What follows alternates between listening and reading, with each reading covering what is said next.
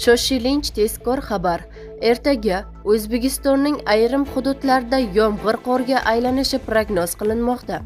Assalomu alaykum hurmatli tomoshabin. Tezkor yangiliklardan birinchilardan bo'lib xabardor bo'lishni istasangiz, videomiz ostida bir dona like va podpisatsiya tugmachasini bosib qo'yishni unutmang.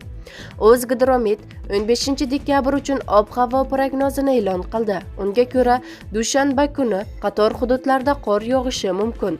Toshkent shahrida kechasi va ertalab yomg'ir yog'adi, qorga aylanishi mumkin.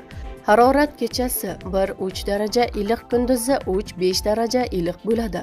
Qoraqalpog'iston Respublikasi va Xorazm viloyatida yog'ingarchilik kutilmaydi. Harorat kechasi 3-8 daraja sovuq, kunduzi 0-5 daraja iliq bo'ladi. Buxoro va Navoiy viloyatlarida yog'ingarchilik kutilmaydi. Harorat kechasi 0-5 daraja sovuq, kunduzi 2-7 daraja iliq bo'ladi. Toshkent, Sirdaryo, Jizzax va Samarqand viloyatlarida kechasi va ertalab ba'zi joylarda yomg'ir yog'adi. Ayrim joylarga qorga aylanishi mumkin. Tuman tushishi mumkin. Harorat kechasi va kunduzi 0-5 daraja iliq bo'ladi. Qashqadaryo va Surxondaryo viloyatlarida kechasi va ertalab ba'zi joylarda yomg'ir yog'adi, tuman tushishi mumkin. Harorat kechasi 2-7 daraja iliq, kunduzi 5-10 daraja iliq bo'ladi.